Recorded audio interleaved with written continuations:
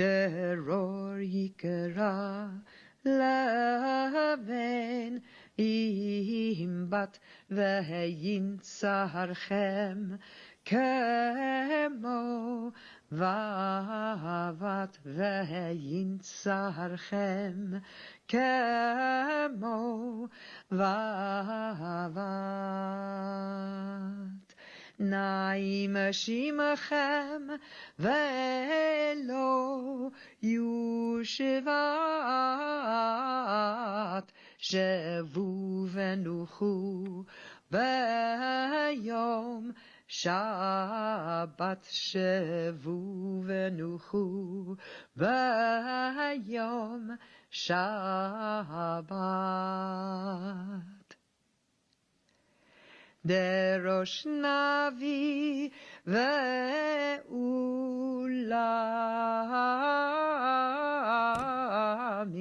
ואות ישע עשה עמי ואות ישע עשה עמי נתסורק בתוך כרמי שאשבת בני עמי שאשבת בני עמי אלוהים תן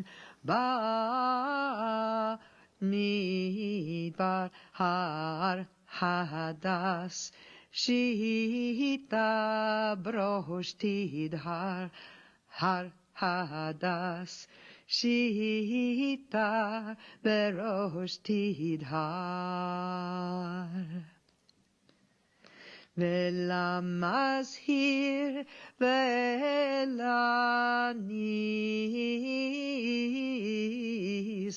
שלום ימתן כמו נהר שלום ימתן כמו נהר דאי חוכמה לנפשך והיא כתר לראשך והיא כתר לראשך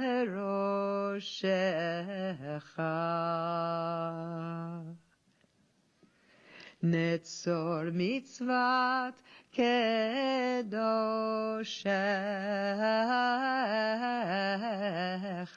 שמור שבת קודשך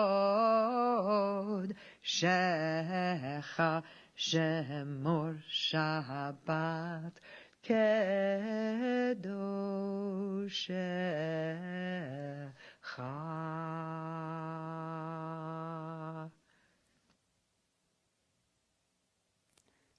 Good afternoon and welcome, and thank you for joining us to honor the lives and legacies of Rabbi Myron and Elise Kinberg, Zichronam Livracha.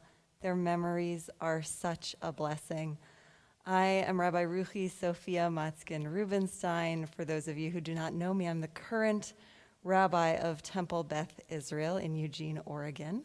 I've been here for a little over 5.5 years, and in my entire time here, I have heard so much about how TBI is what it is because of the legacy of Rabbi Myron and Elise Kinberg.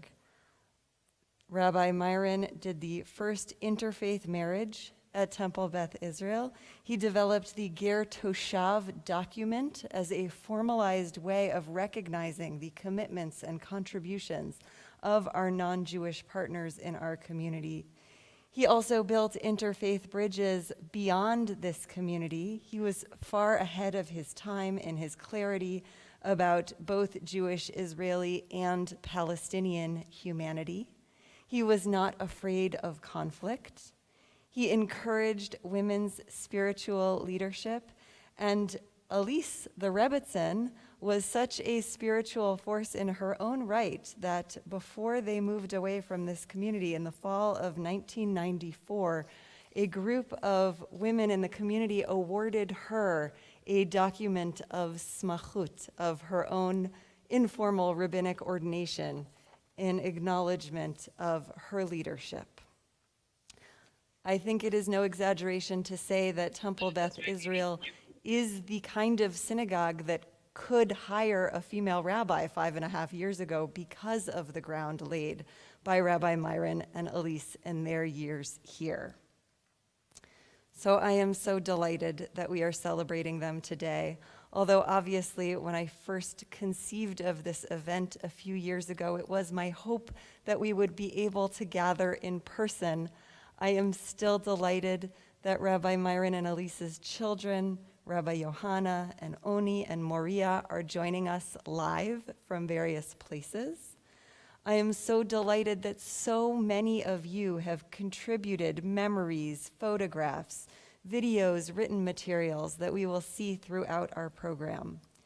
And for those of you who are interested in interacting afterwards, there will be a Zoom after party where we can all gather to continue to celebrate the legacy.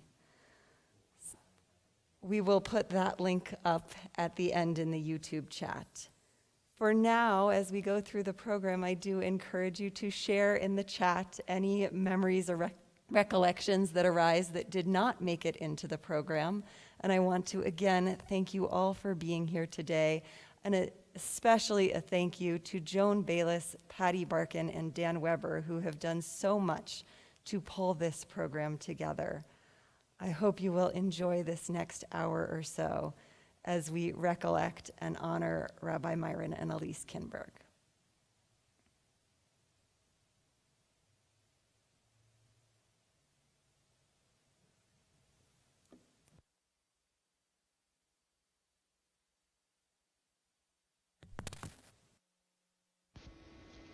Joanne Drapkin remembers, Rabbi Myron Kinberg officiated at my first wedding in 1981 in Bandon, Oregon.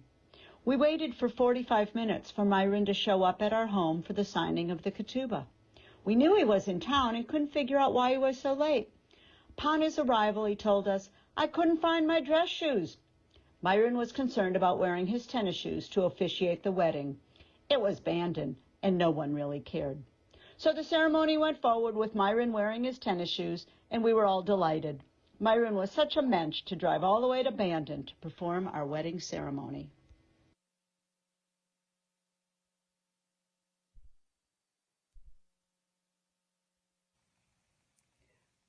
Myron and Elise were my teachers. They were also my colleagues and my friends and the parents of my son's friends. Together, they were models for all of us of how to be adaptable, hospitable, generous, kind, and open-minded, above all, open-minded. Myron was physically powerful, warm, creative, and charismatic. Elise was exotic, multilingual, fiery, and a strong feminist. They were just what was needed at TBI at the time. Together, they led the congregation in new directions that connected our religious life and our shared social values. They showed us that conformity to long-held patterns was not serving our growth, and the huge possibilities beyond our timidity. Inclusion, openness, love of neighbor were both the method and the goal of their rabbinate. Myron talked about Judaism on the frontier, which required adaptability, and he was amply blessed with that. When Myron died, we held a week of Shiva Minyanim at TBI. And it was most impressive that almost every person said, "I had a very special relationship with Myron. He had the ability to make you feel honored and treasured in his presence."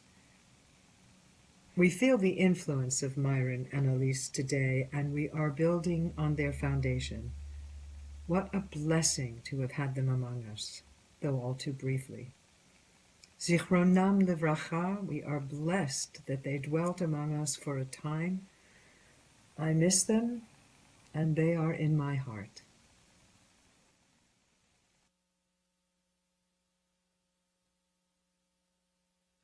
From Esther Jacobson Tepfer.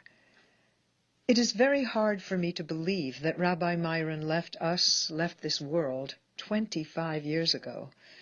His warmth, vitality, and radiant goodness stay very much in my mind.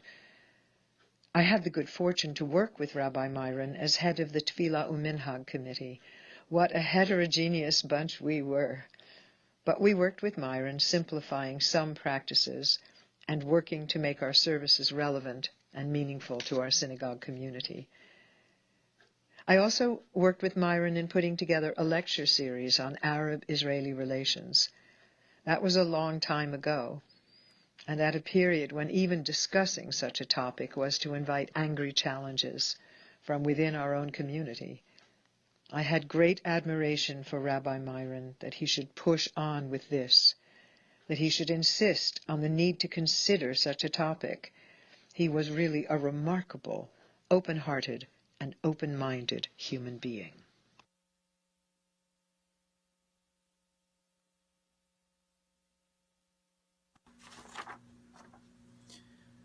Another area that is typical of Rabbi Myron Kinberg's humanity and big-heartedness is his concern and active involvement with Jewish people who are incarcerated and those who live in mental institutions. As a student in college, he worked in a mental hospital, and this was part of a lifelong devotion to helping people who were living in institutions and incarcerated. Myron would go around the state helping Jews where he could, to the point of getting them living independently in our community. Thank you.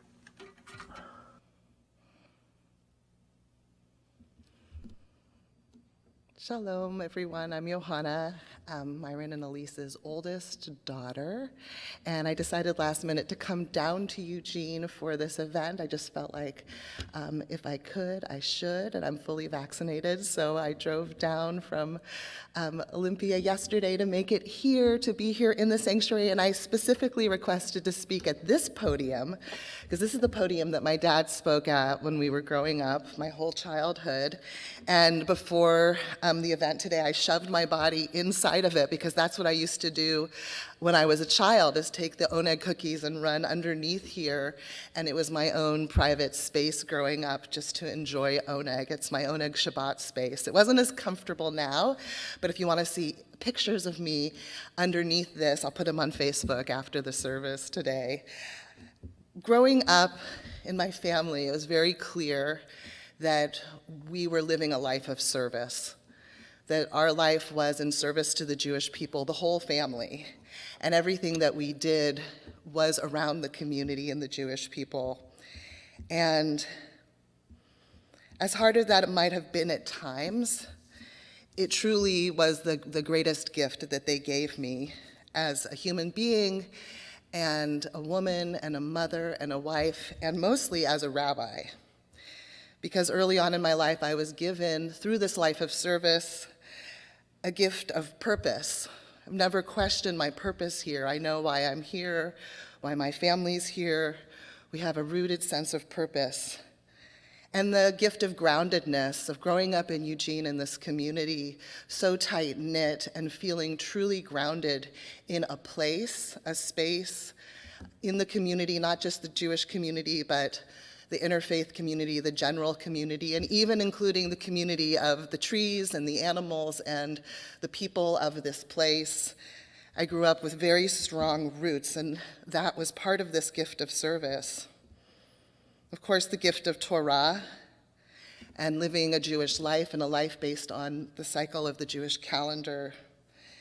The gift of generosity.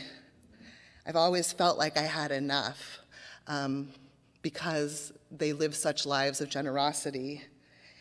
And the gift of grip or grasp. This life of service gave me a sense of something to hold on to. There's always a purpose when your life is dedicated to not just the Jewish people, but to Tikkun Olam. Our family and what it represents to me is like a tree of life that I'm holding on to. We have our deep roots, both the Moroccan, the Mizrahi, and the Ashkenazi roots, and this strong trunk of the community that we grew up here in Eugene, and it's so wonderful to be in this space, this big, bright space that I know my dad dreamed of someday the community having. And seeing all the branches from this, knowing all the people I grew up with, many I keep in touch with through social media, and seeing the branches that came out from this community and the life that, and the community that my parents dedicated themselves to. And the leaves, and then of course, the seeds of the tree, the saplings, the new roots and trunks and trees. I feel now that I'm at the front of the line, now that both of my parents are gone, that my brother and sister and I are at the front of the line of our family. But right behind us, we have Ozzy and Erez, and Ruby and Aviv, and Myra. We have our saplings that all root in the lives of my parents and the life of service that they brought us up in. And I wish with all my heart that he was here, that they were both here to see their grandchildren thrive. And their grandchildren are ages 4, Myra's 4, and the oldest is my oldest son, Ozzy, and he will be 21 in September. So a great breath. I see my rabbinate as an extension also of this tree. And if the next generation, if someone of the grandchildren becomes a rabbi, it will be a dynasty. We would have a Kinberg rabbinic dynasty. And so I like to think about, what is that dynasty all about that was started with the legacy of Rabbi Myron Kinberg and, of course, his Rebbitzin. They worked together, Elise Chaya Kinberg. What does it stand for, their legacy? So if you just think for a moment, what comes to mind for you about what this rabbinic dynasty would be, what this legacy would be? The legacy feels very alive in me because without the light of my father and his faith, it would have been so hard to make it through the last 4 years. And without my mother's passion and fire, it would have been so hard to resist for so long. But the lessons of their life of service are planted deeply within me, and I was very lucky to find a life partner in Seth Goldstein who wants to live that kind of life too, and for my children to be also so willing to have our family be a loving force in this world that extends well beyond our family into a life of service. So thank you all for joining and honoring this 25 years after his passing, and also bringing an opportunity to remember my mother again. And Eugene will always be a very special place for me, a place of roots, but also a place I can always come back to feel nourished and to see what is coming forth from the community. Thank you.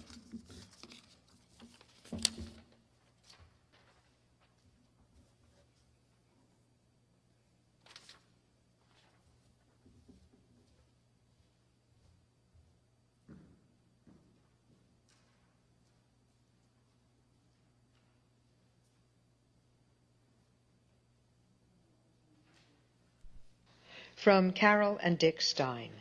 Our memories date to 1977.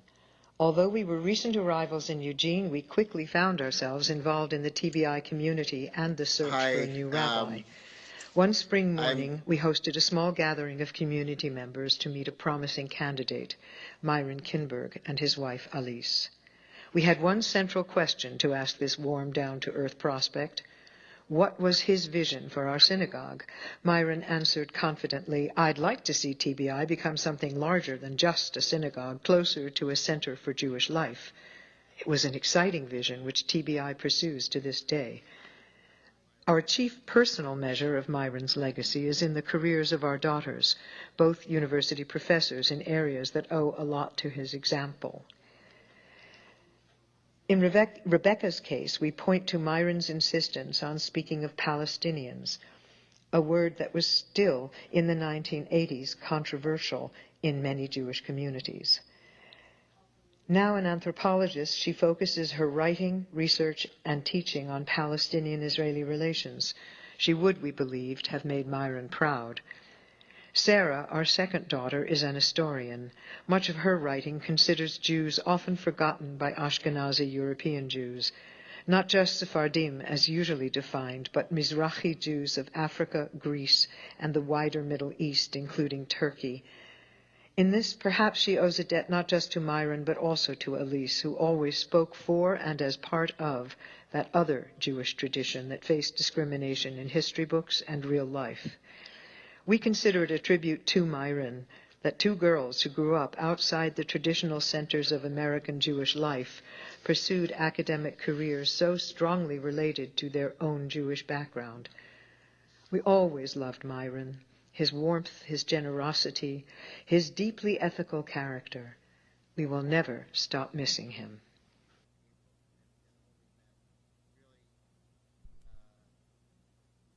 I have many memories of Myron. I remember him as a very progressive thinker, as an activist, and as someone who worked very hard to build bridges. When I came here in the early 80s, the Sidurim did not have gender-neutral language. Myron just went ahead, regardless of what was written in the books, and used gender-neutral language, and the congregation learned how to adapt, and we continue to do that. Later on, he believed in a two-state solution, and at that time it wasn't a very popular way of thinking, and many of the older congregants were uncomfortable with that. But he was really ahead of his time on that one, as we know now. And finally, I think he was very much dedicated to building bridges in the community, and this included the reaching out to the LGBT community, reaching out to interfaith families and making sure that they could be comfortable at TBI, and also reaching out and building bridges to the general community. A lot of congregants were uncomfortable with this priorities and felt that he should focus on our membership only. But he didn't, and he had a vision to build a stronger shul, a stronger TBI community. And years later, when the synagogue was attacked by some neo-Nazis, the greater community came and stood vigil outside of the building on Portland Street. And I think that was a result of the dedication that Myron had to building bridges, to reaching out to the general community. And I have nothing but wonderful, fond memories of Myron.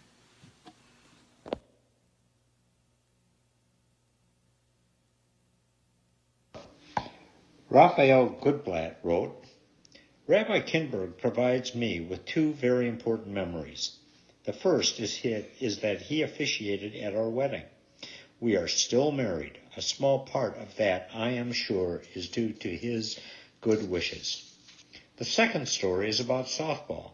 Rabbi Kinberg played on our championship softball team. We played in a synagogue league in Eugene. We called it a synagogue league, even though all the other teams were local churches.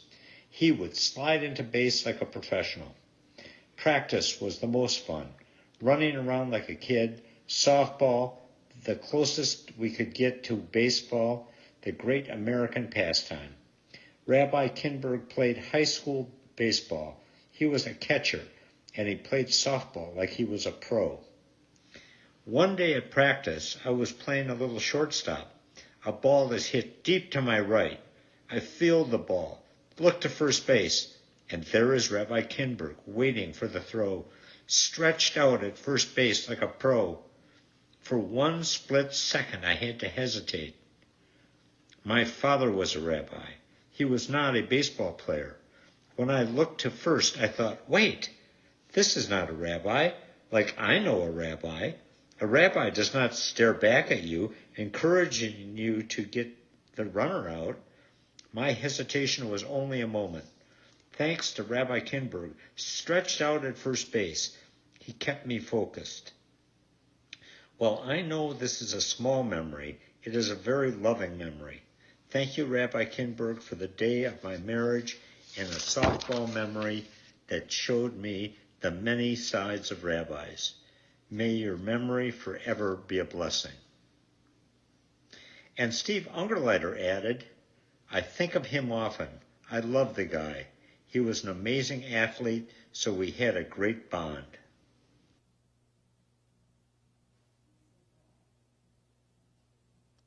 Barry Noble wrote, in the mid-1970s, not long after both Myron and I had separately arrived in Eugene, he taught a class that introduced me to Talmud study.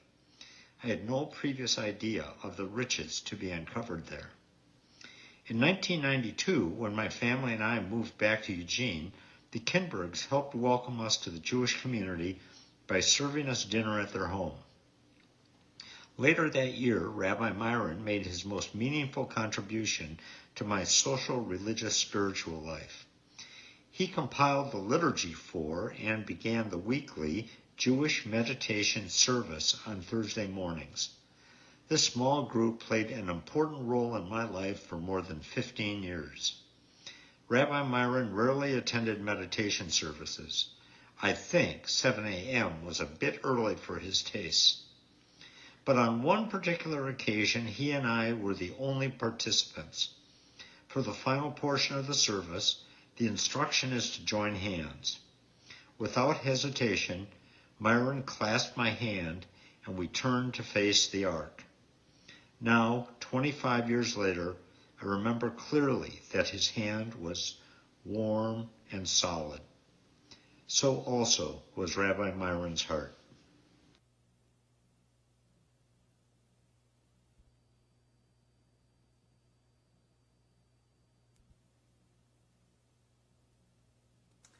It's so good to reflect on the lives of Rabbi Myron and Elise Kinberg, two people who gave so much goodness into this world, a kind of goodness that is enduring, a goodness that has lifted up our community in ways that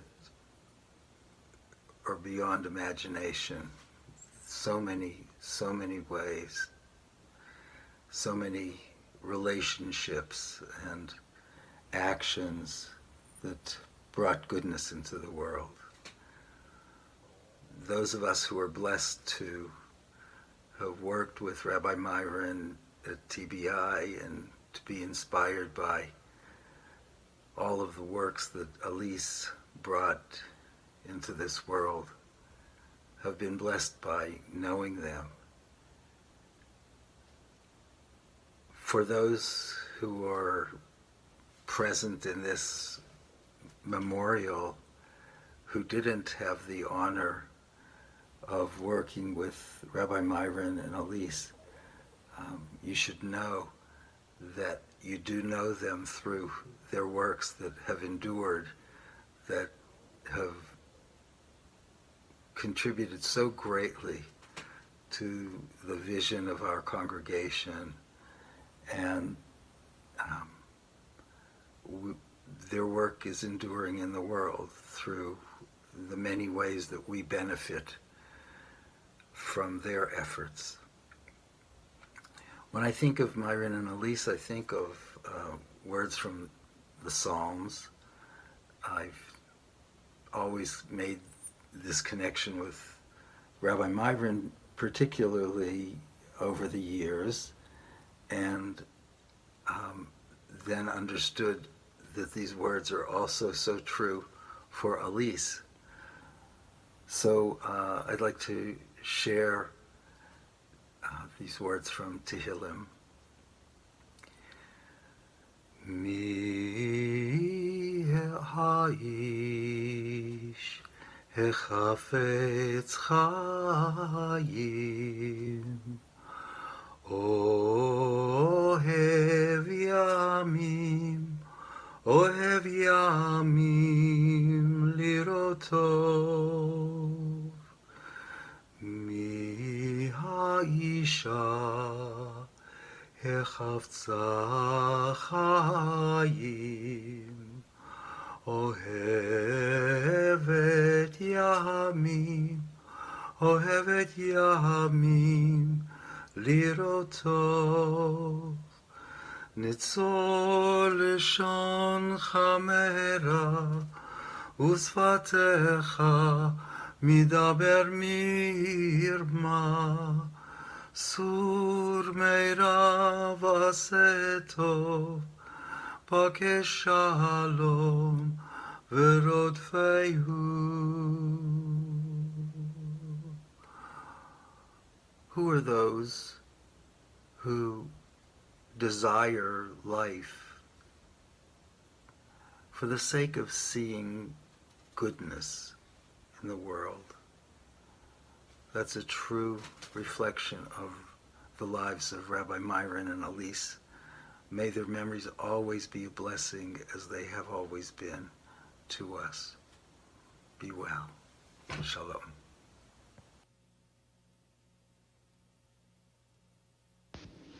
Carol Diller wrote, "This photo is from Rachel's bat mitzvah. We were making Havdalah on Saturday night. Myron told her to hold the candle as tall as the man she wanted to marry. And though she appears completely concentrated about not burning herself, she did marry a very tall man." When I first came to Eugene in 1984, Myron was one of the first people I met and connected with. We both spent most of our time on Portland Street. We had lots of wonderful conversations about Jewish education. We wondered about a Hebrew day school in Eugene. We discussed best ways to integrate the Jewish curriculum into the preschool experience, and of course, our families. I have so many fond memories of his great Purim costumes and how present he seemed. Even though his office was in the Nyman House, he'd often turn up in the school. I think he really enjoyed the children and the energy in that space. Two quick memories that have always stayed with me. At that time, the interfaith shelter was a fairly new concept, and even in that crowded space, TBI was an early participant. There was lots of packing up of those preschool things each day to accommodate the guests at night.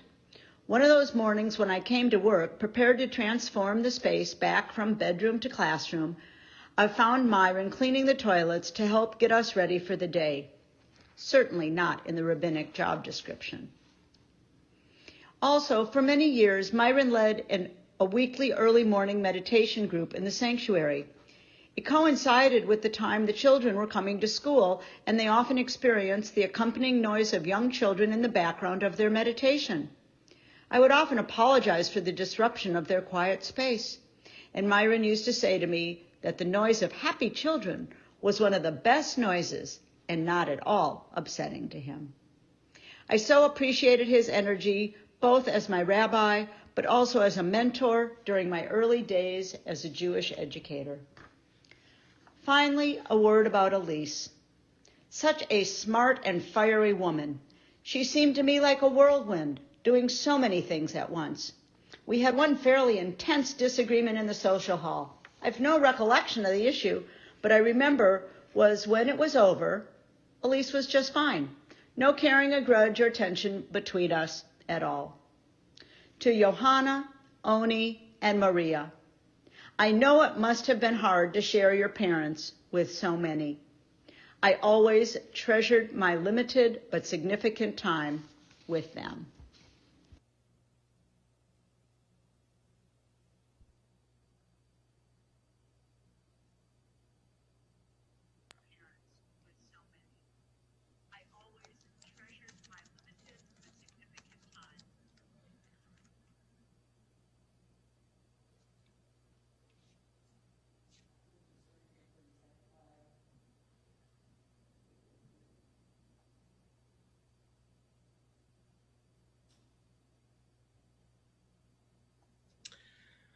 I want to thank the opportunity to share some words as well. I'm Seth Goldstein. Johanna introduced me earlier as her husband. And Shalom, everybody. This is Oni Kinberg driving down the 84. This is our first trip out of Boise, Idaho. Oh, shalom, everybody. This is Oni Kinberg driving down the 84 with Ruby in the background. Say hi. And Aviv. And Chewy and Merlin. There's a dog back there. And of course, Annika. Annika and I met at TBI back in about 1979 or so. So I did prepare a couple words, but after just this wonderful memorial, it's going to shift up a little bit, you know, when your father's the rabbi and your mother's the rabbits, and we used to always joke that the three of us were the rabbits. So you got the three rabbits here to share with you a little bit about growing up in Eugene and the TBI community. One thing I've never got a chance to say is thank you to the TBI community for the basically paying for my college, paying for my sister's college, and just that big old hug that we got after Dad died, of knowing that we were going to be lifted up and supported.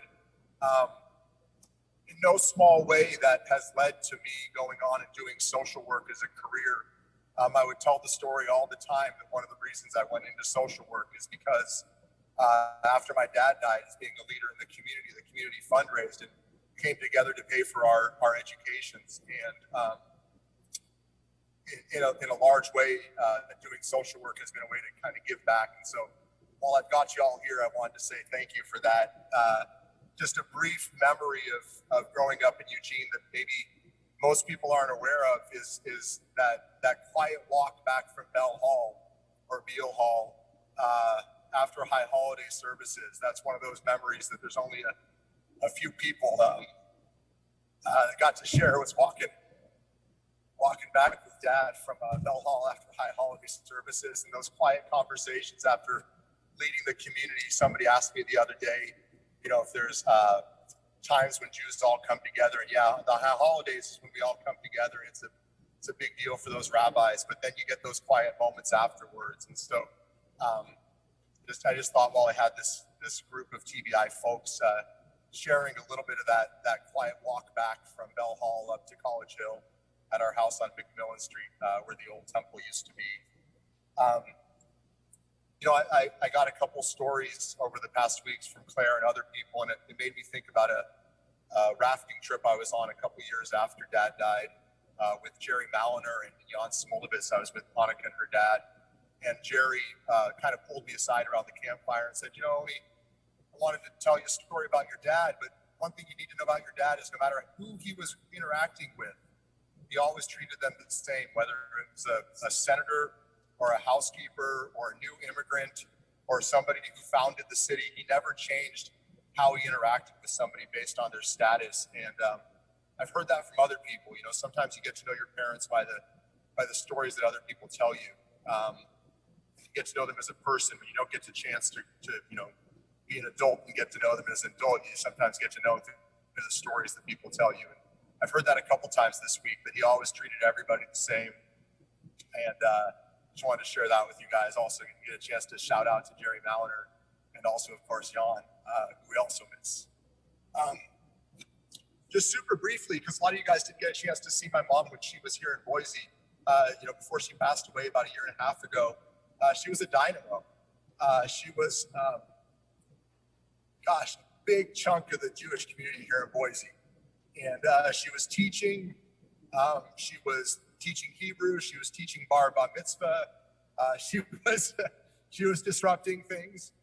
We had a wonderful under the Sukkah Shalom with our Muslim neighbors down the street, and she, you know, right up until not long before she passed, she was still forcing people to think outside the box and actually look at what it means to be accepting, not just as a word, but as something that we actually do. The story went that they actually did a call to prayer in the synagogue, and about half the community was a little bit put off. But Mom said, no, when we invite people, we invite all of them, not just the parts that, you know, we're comfortable with. And so that was quite something. And my mom was teaching right up until the end. Just a couple of the last couple lessons I got from her was just watching her, and this I think goes back to TBI, the welcoming of new people.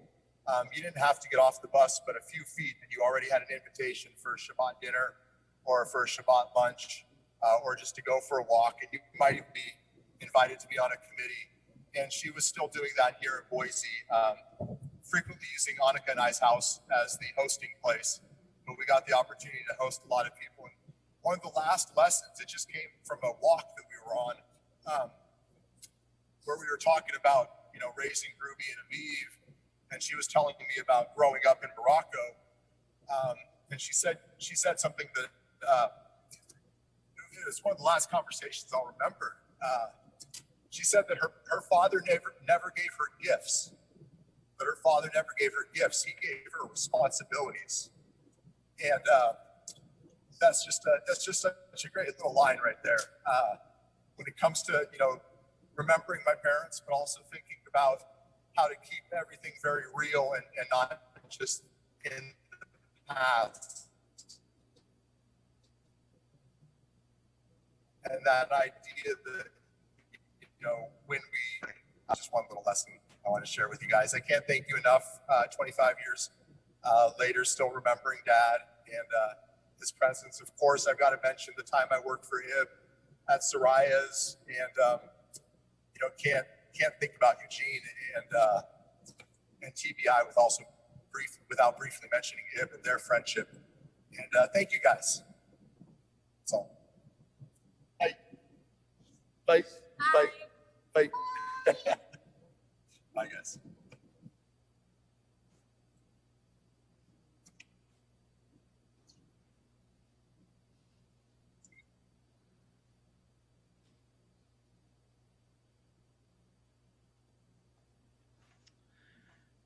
Thanks, Oni, and everybody for sharing. Hi, third time's a charm. I think this is the third time I've tried to share something today. But so I'm Seth Goldstein, and I'm Johanna's husband, and she spoke earlier, introduced me, and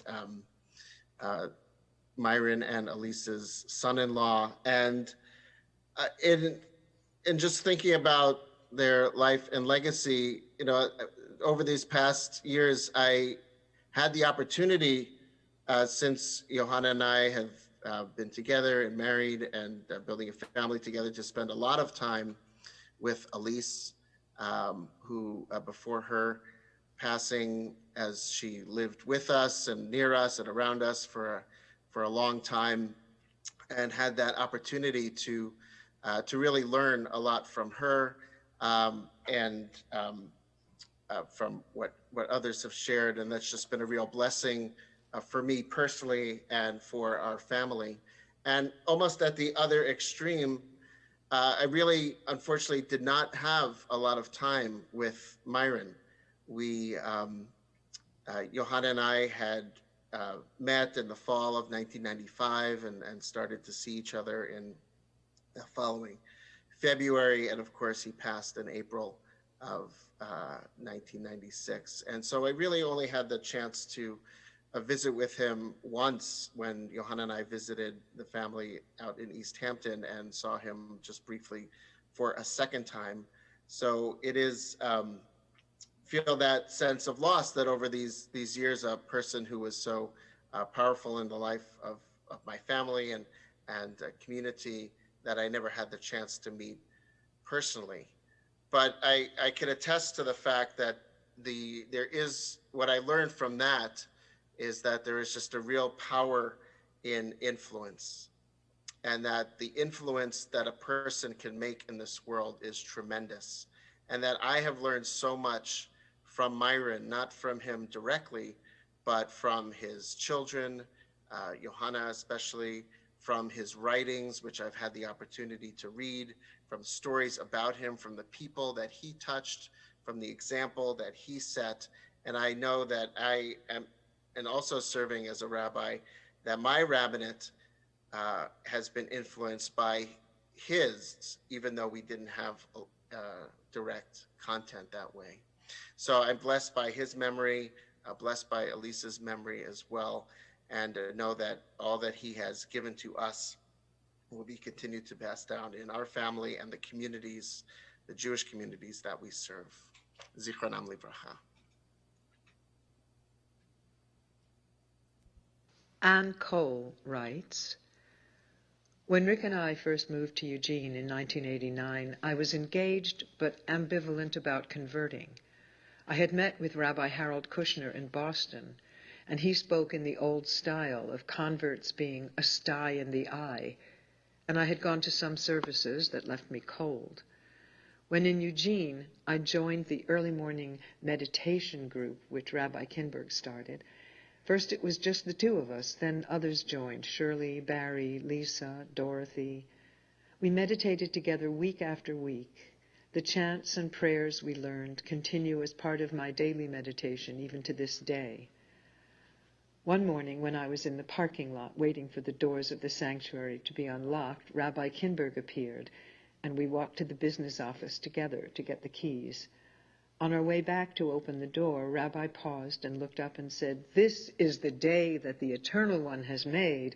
Let us rejoice and be glad in it." Of course, those who knew him can imagine the beatific look on his face. This was the spirit that he lived and shared with me.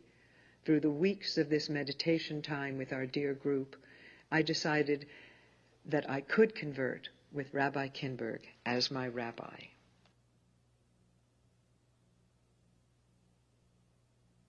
My name is Lisa Johnson Ponder, memorialist, honored to have known Myron Kinberg, my rabbi, as a friend as well, since 1982. I moved here from Texas.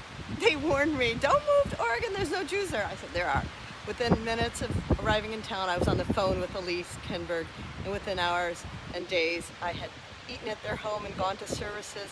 And I learned that this was the biggest and only, maybe, synagogue between San Francisco and Portland, and masterfully guided by Rabbi Kinberg, and a congregation that had Ashkenazi, Sephardic, conservative, Orthodox, Reform, Reconstructionists, people from all over the world, Holocaust survivors and newbies, and we all were under his tutelage, and he carefully, compassionately brought us together as a community.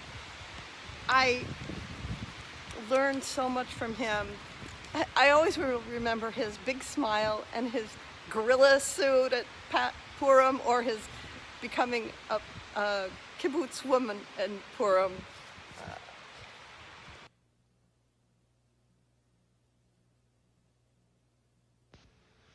Zara Greenleaf shared, "One strong memory I have of Myron is him showing the Torah to my class at Simchat Torah time. He showed them the Torah, including the cover, ornaments, and the scrolls, with much love for what it represents. He truly blessed them, and me, with a deep connection to Torah."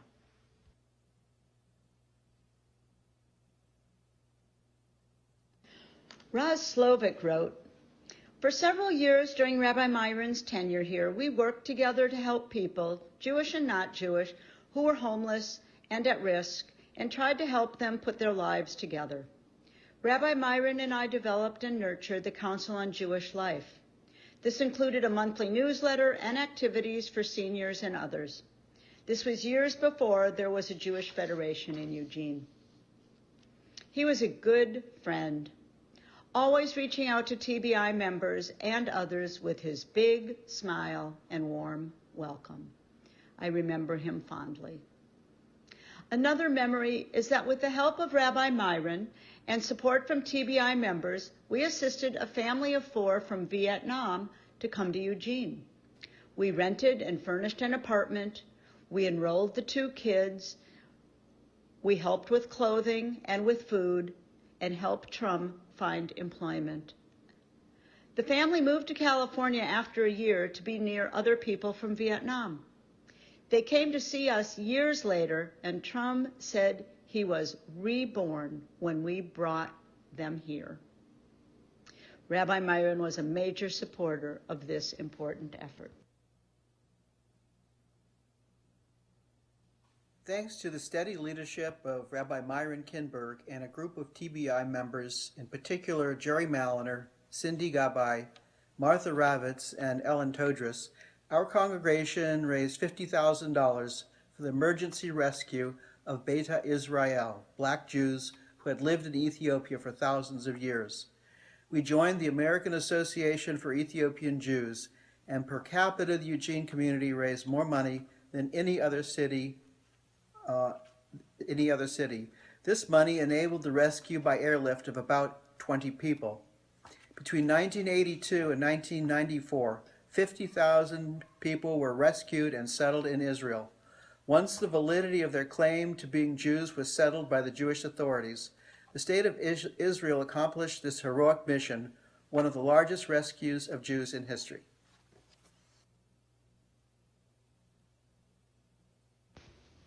Maxine Proskorowski wrote, "We had just settled in Eugene in 1976 when Rabbi Myron and Rebbitzin Elise Kinberg came to lead the synagogue. They had boundless energy and enthusiasm, and most importantly, they welcomed everyone. The synagogue felt comfortable and inviting. Johanna and Oni and Maria inspired children to join services and religious classes. They would laugh and run gaily to get apples with honey at Rosh Hashanah, leading all the children behind them." Rabbi Myron and Elise championed human rights. Elise felt strongly that women should participate in religious services. She was a true scholar and brought Moroccan traditions to enrich holy events. Rabbi Myron was involved in community activities with other religious affiliations and became a true leader in explaining and teaching others about Judaism. He also welcomed all couples, regardless of sexual orientation, to come and worship at the synagogue. Under their leadership, the synagogue gained many new members. The preschool started, there was a robust religious school program led by volunteers, and many children had bar and bat mitzvahs and then continued afterwards as teacher helpers. Rabbi Myron's favorite saying, "The greatest gift of all is the gift of peace of mind," is one that we should follow every day as we strive for racial, social, and economic justice so that we as individuals and as synagogue members attain peace of mind.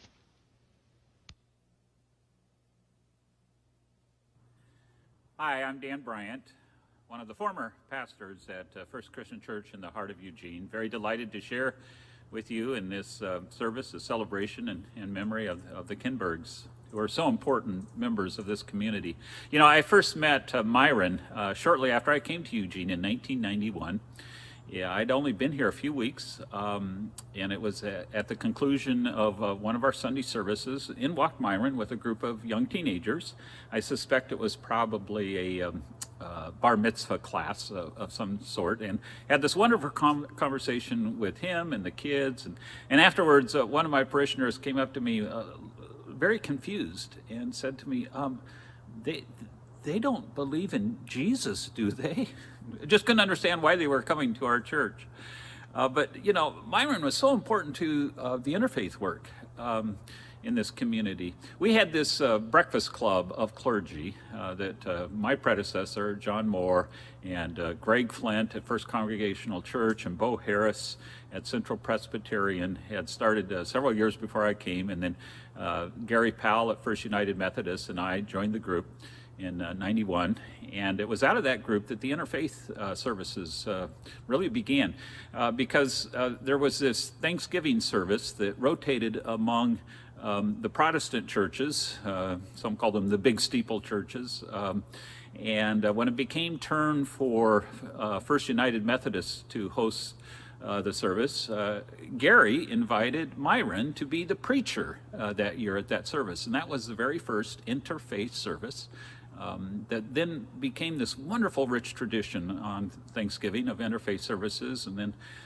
expanded further to September 11th. That was so important to this community. Well, Myron was such a big part of helping us to get that started. And the Breakfast Club, delightful group, so many rich conversations that we had there for so many years. And Myron was such a delight.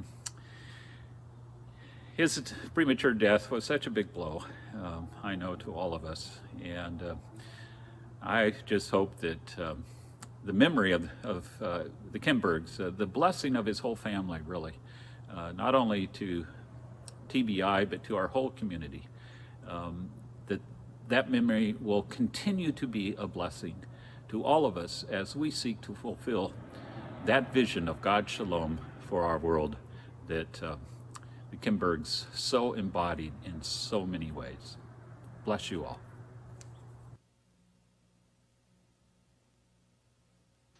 From Julie Rayskin.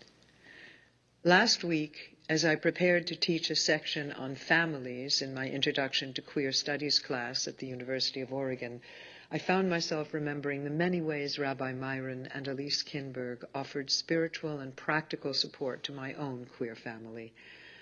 I can't remember how Elise came to hear that Mary and I had decided to conceive a child, but before we knew it, she had gathered 12 Jewish women and offered to lead a Moroccan fertility ritual for us.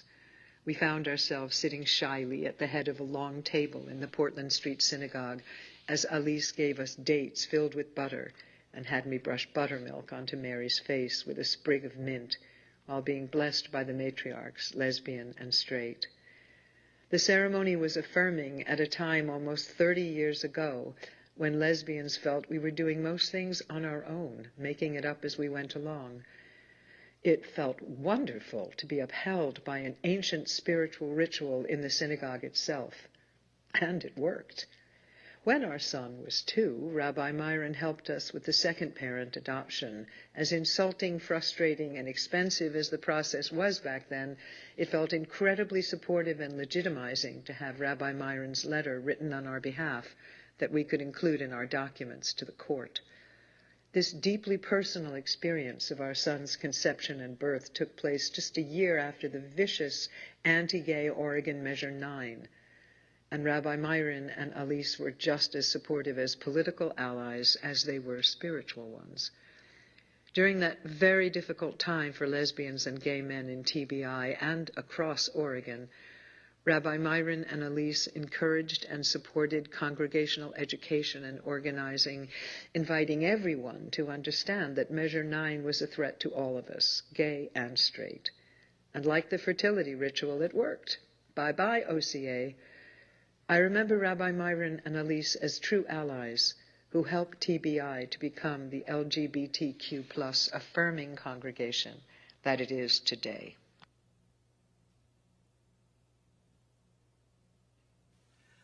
I first met Myron in 1977. I was not a member of Temple Beth Israel, but I wanted a Jewish baby naming ceremony for my daughter, and Myron and Elise came to my house. They were wonderful, charming, delightful. It was a real pleasure to meet him and meet her. After I coupled with Joan Bayless, my wife, I became a member of Temple Beth Israel, and so had a lot more contact with Myron. I had contact with him as a congregant, sitting in services, where he was just a superb religious and spiritual leader. I had a lot of contact with him doing peace and justice action in the community. Myron was strong and powerful and outspoken, and we worked together. And I also had a fair amount of contact with Myron as a friend, both in his house, but in particular in our house. The last time I saw Myron was shortly before he died. I visited him in his home in the Hamptons, and it was wonderful to see Myron and Elise warm and loving and really appreciating each other. It has taken me over 20 years since Myron's death to not cry every time I think about him or talk about him. The tears are tears of pain and loss, missing him terribly, and admiration and love.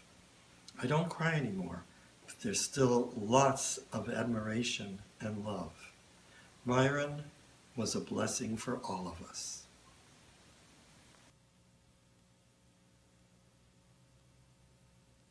Alice Wall Lockman wrote, "There's a dear place in my heart for Rabbi Myron Kinberg. He is an intimate part of my life journey in Eugene. Myron helped to marry us when we arrived in Eugene from Israel in 1980.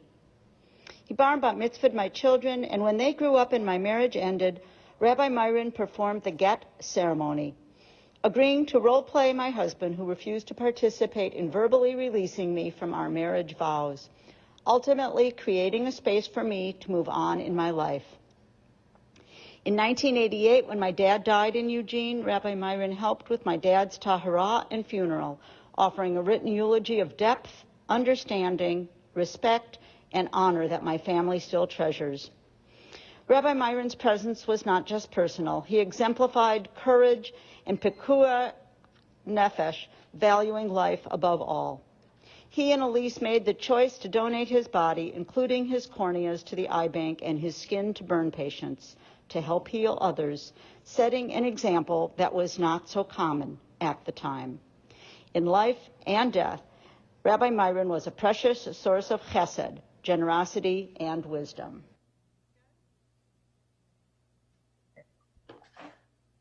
Okay. Hi, I'm Maria, the youngest child of Elise and Myron. So I did want to say thank you.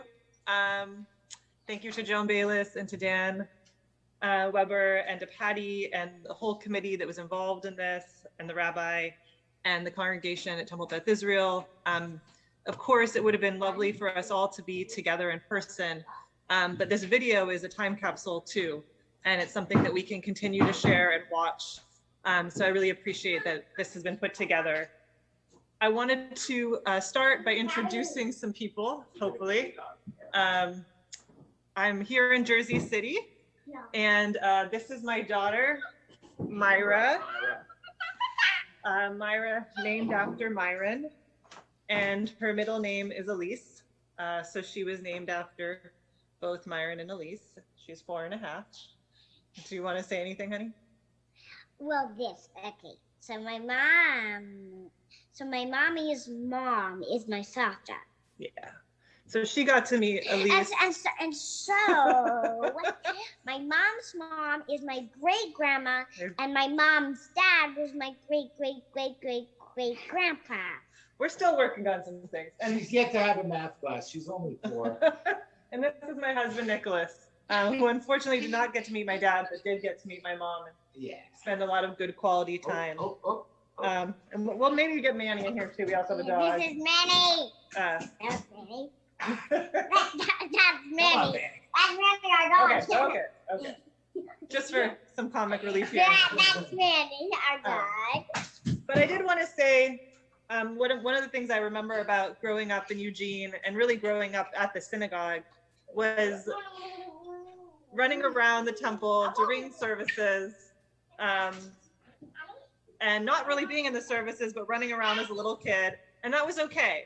And it was appreciated that children, are loud and rambunctious, and we were allowed to be that. And I really appreciate that part of being part of it.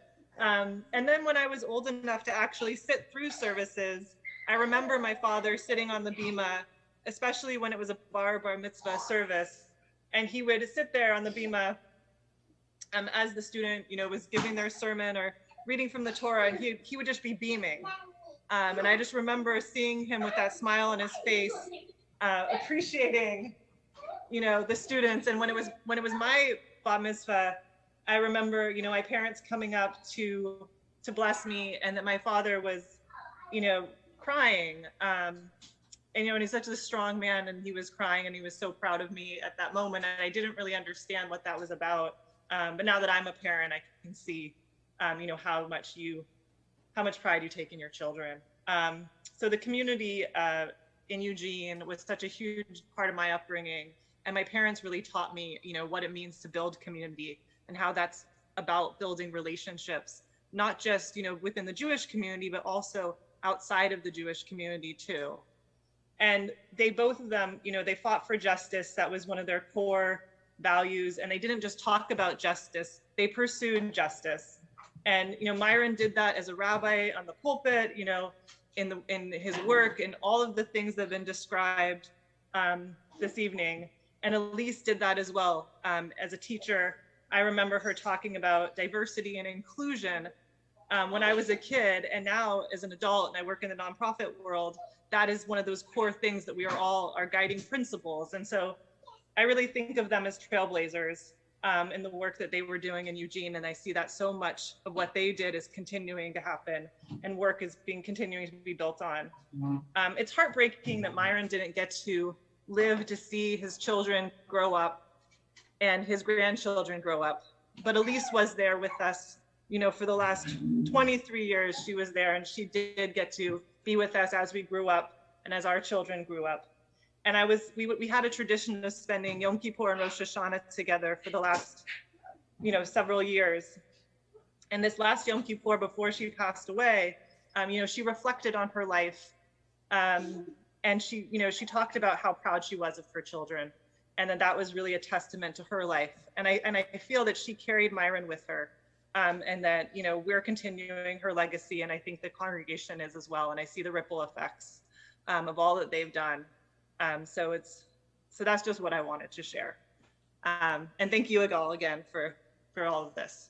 And we'll have this. And when my daughter's ready to sit down and old enough to sit and watch this, she'll have this to remember my parents by.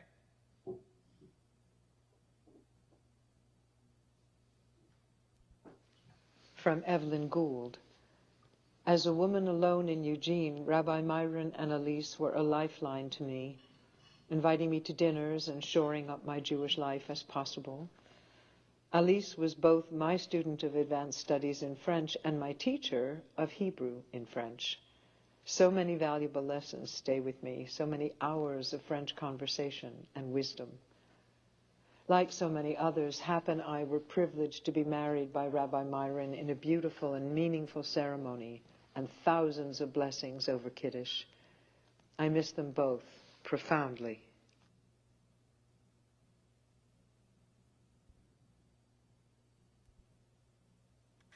My fondest memory of Myron is during Simchas Torah many years ago. And we were at the old building, we're dancing around with the Torah.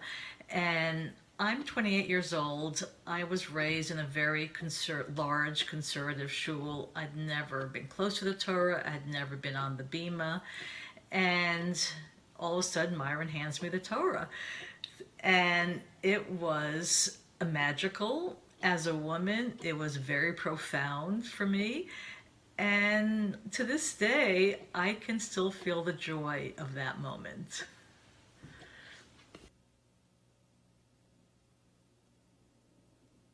From Jacqueline Noparstak. I remember Myron's smile and laughter, warm, open, genuine, and relaxed. He made me feel welcome and found ways to connect on a personal level. It felt like Myron had a pulse on both the heart and mind of the community and was able to connect both to a spiritual center. He was the rabbi at my baby naming and bat mitzvah, and I will always be grateful to have had his guidance during that time in my life. From Libby Botero. Rabbis Myron and Elise Kinberg were courageous and compassionate advocates for social justice in every sphere of life and an inspiration to many of us. A large photo of the Reverend Dr. Martin Luther King hung in Myron's office, and like MLK, he continued the struggle for human rights on a daily basis until he too died too young.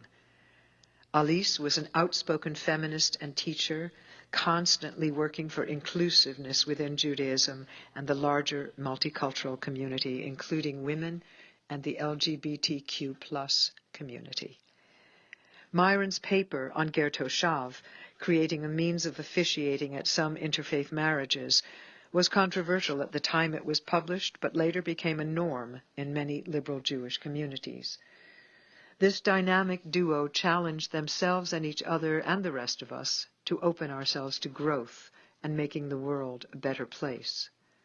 They were at the front of protests for equal rights, along with friends Ibrahim Hamideh, the Reverend Dan Bryant, Marion Malcolm of Calc, and others. They stood up against the forces of hatred and prejudice, like their open opposition to Measure 9 in Oregon, despite the criticism from those who resisted change. As a refugee and immigrant herself from Morocco to Israel and then to the U.S., Elise was passionate about standing with and supporting immigrants struggling to survive and thrive. As Zionists, they were champions for Israel and the peace process with Palestinians. They combined Myron's liberal American Jewish background with Elise's traditional Moroccan Israeli background in their marriage, while raising their 3 wonderful children, Johanna, Oni, and Maria. Their home was a refuge for stray pets and lost souls. Many found shelter, comfort, and healing there as they regained strength in their lives. Alice taught at TBI and in the public schools and created new rituals by adapting older ones to modern times like Maimunah and Rosh Chodesh. She was outspoken about our responsibilities as Jews and human beings to commit ourselves to do the right thing, even when, especially when, it's hard to raise our voices. When I last saw them together in New York in 1995, Alice told me that Myron was already causing good trouble there. When Harumi and I participated in a recent protest at the federal courthouse, I felt our teachers were standing with us. So I carry Myron and Alice in my heart and mind every day, as I do my own beloved family members. Myron challenged us all, individually and as a community, to see the rights of Palestinians to statehood. He was both a fierce defender of the state of Israel and of the Palestinians, and he led us to embrace the cause of a two-state solution. Myron co-led with Rabbi Josh Stamfer of Portland to two trips to Israel, the West Bank, and Gaza, both during the Intifadas. The purpose was for the groups to hear firsthand and to see for themselves both sides of the conflict. I joined the second trip in the early 1990s as a photographer to document the trip and to produce a slideshow that the sponsoring organization, the Interreligious Committee for Peace in the Near East, could use for presentations to communities around the country. 4 copies of the slideshow were ultimately made and had wide circulation.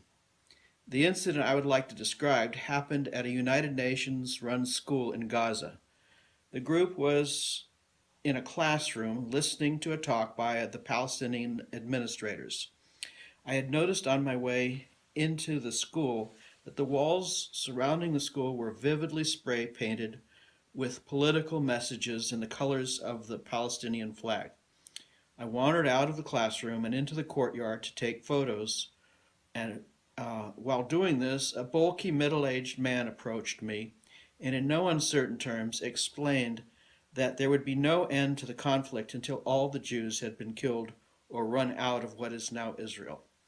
He stood inches from my face and got more and more excited and angry, to the point that I feared he would become violent.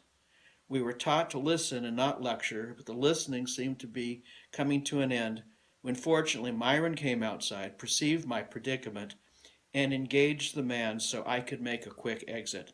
Thank you, Myron, for saving my skin. Myron Shalom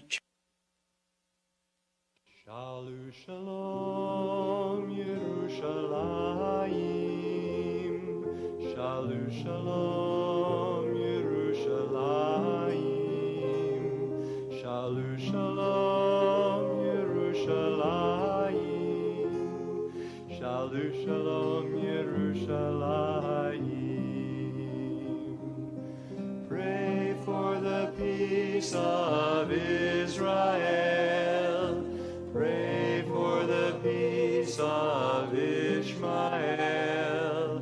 Pray for the peace of all the world. The whole world shall live in peace. Shalom, shalom, shalom, shalom, shalom. Shalom, shalom, Yerushalayim.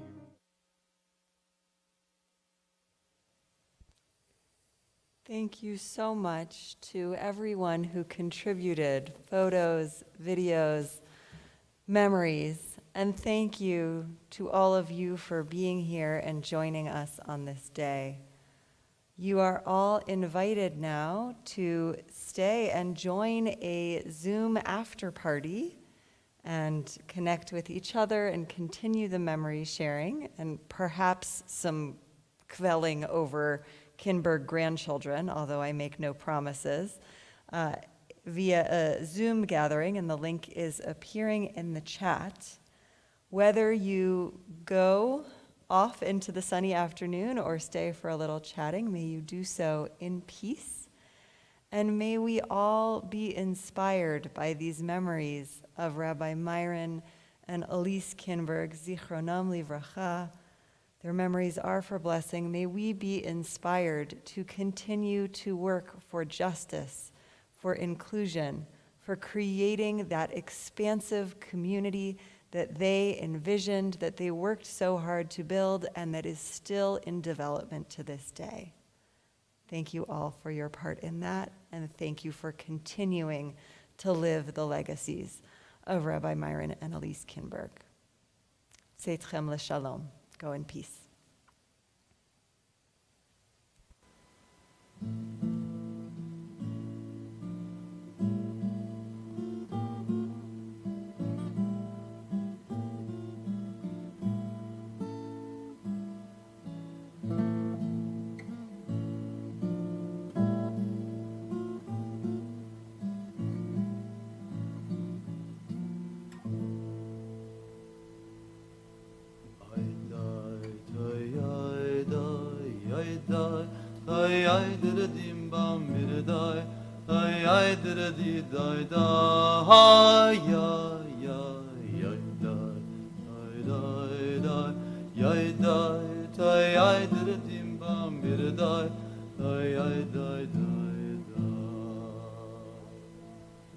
I die, I did a dim bam bir die, that I die, did a die, yet die, I did a did die da, I die, I did a dim bam bir die, that I die, did a die, yet die, I die, die.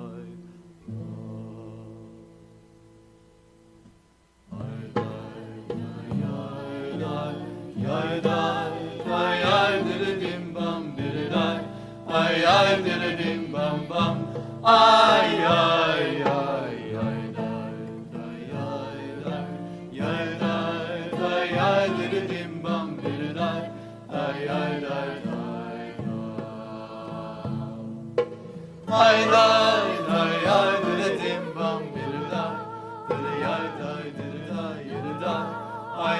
did a dim bum, did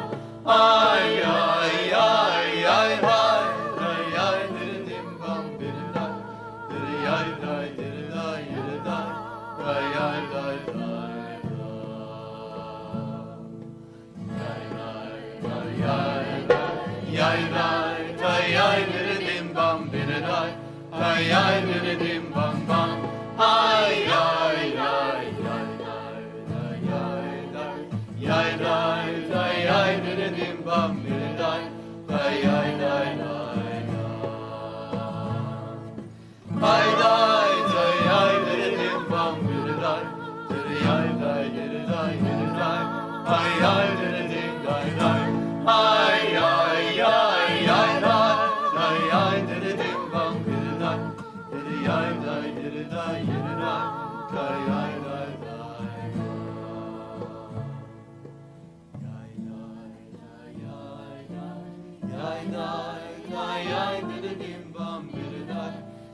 I did